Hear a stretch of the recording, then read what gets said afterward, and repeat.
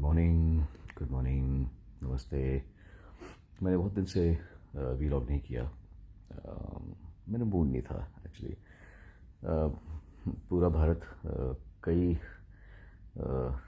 Pressure से गुजर रहा है। एक तो मेंटल और इमोशनल प्रेशर सुशांत सिंह राजपूत के जाने के बाद में, वो जो लाजमी भी है ऑफ कोर्स, क्योंकि अपनी आंखों के सामने एक जवान ज़िंदगी को जाते हुए देखना आसान बात नहीं है, और कोई बहुत ही निष्ठुर होगा कि वो इस बात से अफेक्टेड ना हो।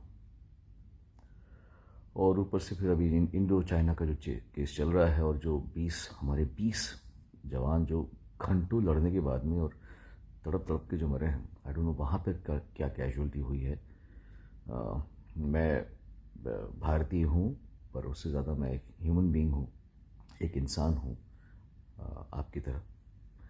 तो मुझे दोनों ही चीज़ें ठीक नहीं लगती। मतलब ये क्या है चल रहा है, हमारी इंसान को मारना, और ये चीज़ें समझदारी से भी हैंडल हो सकती हैं अगर इंसान चाहे तो, लेकिन हमारे वाले तो चाहते हैं शायद, लेकिन सामने वाला जो पक्ष है वो तैयार नहीं है, या उसके अपने एजेंडाज हैं कुछ। दुख की बात है। मेरी सहानुभूति सबके लिए है। मैं इस वीलॉग से एक रिक्वेस्ट करना चाहता हूँ, ख़ासतौर से हमारी म्यूज़िक कंपनीज़ को,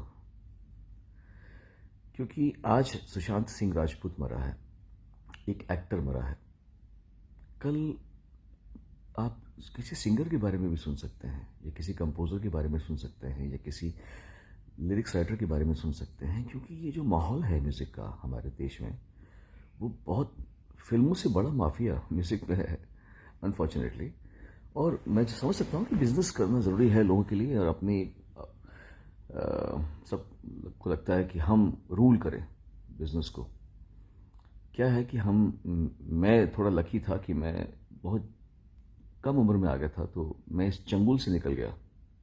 लेकिन जो नए बच्चे आए हैं ना, उनके लिए बहुत मुश्किल है, बहुत मुश्किल है। मैं सबसे बात करता हूँ, कितनी लड़के लड़कियाँ आके मुझे बोलते हैं, सुनो भैया ये, सुनो भैया वो, सुनो सर ये, सुनो सर वो। मतलब बच्चे हैं वो, कल के आए हुए हैं यार, परेशान हैं वो कि प्रोड्यूसर काम करना चाहता है, डायरेक्टर काम करना चाहता है, म्यूज़िक कंपोजर काम करना चाहता है, पर म्यूज़िक कंपनी बोलेगी ये हमारा आर्टिस्ट नहीं है। मैं समझ सकता हूँ कि आप लोग बहुत बड़े हैं, और आप लोग कंट्रोल करते हैं म्यूज़िक को, आप लोग कंट्रोल करते हैं कि रेडियो में क्या बजेगा, कंट्रोल करते हैं कि फिल्मों में। लेकिन ऐसा मत कीजिए, दुआ बद्दुआ बहुत बड़ी चीज़ होती है। ये ठीक नहीं है। ये जो दो लोगों के हाथों में ताकत है ना, दो लोग हैं बस इंडस्ट्री के, म्यूज़िकली उनके दो कंपनीज हैं, उनके हाथों में ताकत है कि ये इसको गवाओ, इसको मत गवाओ। देखिए मैं निकल गया इससे। ना मुझे कोई गाने की इच्छा है पिछले 15 साल से, ना मैं कोई बहुत, it's okay, I am very happy in my own world, but I have seen the frustration in the eyes and in the voice and the words of new singers, new composers, new lyrics writers. खून के आंसू होते कभी कभी। अगर वो मर गए तो आपके दिल पे, आपके ऊपर एक बहुत बड़ा, आप पे भी प्रश्न चिन्ह आएगा। Be a little more kind please to the newcomers, because ये सब गंधर्व लोग हैं, सिंगर्स, कंपोजर्स वगैरह जो होते हैं गंधर्व लोग हैं। इनको प्रताड़ित मत कीजिए, आप लोग इन पे थोड़ा सा इजी रहिए। मेरे साथ में ऐसे हो सकता है कि मेरे गाने मैं गा रहा हूँ, और कोई बोल रहा है कि वही एक्टर जिस एक्टर के ऊपर आजकल उंगलियां उठ रही हैं, वो एक्टर बोल रहा है कि इसको मत दबाओ, और उसने अरिजीत सिंह के साथ में भी कर रखा है। तो ये क्या है मतलब, अरे how can you use your power like that. मेरे कितने गाने मैंने गा रखे हैं जो डब हो चुके हैं, मतलब बोलते हुए भी मुझे एम्बैरेसिंग लगता है मुझे कि it's like you know, but this is humiliating isn't it, because I don't ask for work. मैं तो नहीं बोला कि मैंने तो नहीं कहा कि मुझे बुलाओ गाने के लिए। तो मुझे बुला के, मुझसे गाना गवा के, फिर मेरे गाना डब करना, दिस इज लाइक, मतलब या तो मैं बोलो कि प्लीज़ हेलो मुझे गाना गवाओ, मैंने कहा गाने के लिए, मैंने गाने के लिए नहीं कहा। आप मुझे बुलाते हो, मुझे गाना गवाते हो, फिर मेरा गाना डब कर देते हो। मतलब this is funny as hell, specially because I been working since 1991। in Bombay, and I've been working since 89 in the music industry. 89 से मैं रिकॉर्डिंग कर रहा हूँ. मेरे साथ में ऐसा कर सकते हो तो छोटे बच्चों के साथ में क्या कर रहे हो यार आप लोग? थोड़ा सा इजी हो जाए यार. ऐसे एक ही गाने को नौ लोगों से गवाते हो एक ही गाने को. ये क्या चल रहा है? You guys need to just chill, be a little kind to the humane. एक थोड़ा ह्यूमेन होना भी आवश्यक है कि नहीं है? आपको लगता है कि इतना इजी है एक सिंगर को कि वो उसने 10 गाने गाए, 10 के 10 गाने डब हो जाए उसके, फिर 11वें गाने में उसको बोले तुझे हम सिलेक्ट कर रहे हैं? Isn't it wrong for the singers? Isn't it wrong for the lyrics writers to be paid pittance? Isn't it wrong for the music composers कि तेरा गाना, तू मेरी कंपनी में का आर्टिस्ट है तो मैं तुझे काम दूंगा, वरना तेरा काम कितना भी अच्छा हो मैं तेरे से काम नहीं करूंगा? ये थोड़ा ठीक नहीं है मेरे ख्याल से. So you see, I am done with this, but please don't torture the younger ones.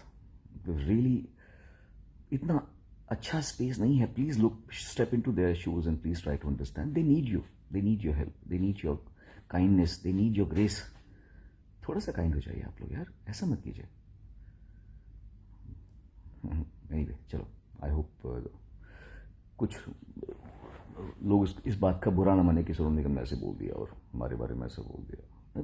मैं जो कह रहा हूँ वो जो मैं देख रहा हूँ मैं वही कह रहा हूँ, और मेरे ख्याल से लोग इससे एग्री भी करेंगे. जो म्यूजिक कंपोजर्स हैं, जो सिंगर्स हैं, जो राइटर्स हैं, जो सफ़र कर रहे हैं. मैं कह रहा हूँ even directors and producers also are not happy कि उनको उनकी मर्जी का म्यूजिक बनाने नहीं दिया जा रहा.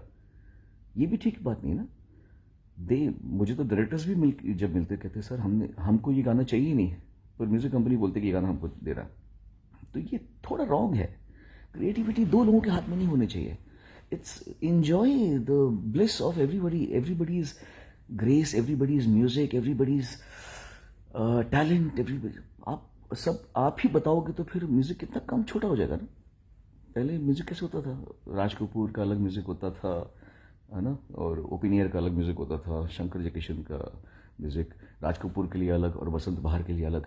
तो मतलब कितना सबका अलग, इतना वेरिएशन था पहले. अभी म्यूजिक बड़ा संकुचित सा होता जा रहा है. तो और लोग सुसाइड ना कर लें, तो थोड़ा सा आप लोग काइंड हो जाइए. And God bless you all and live like a happy fraternity. Thank you. God bless everyone. Bye.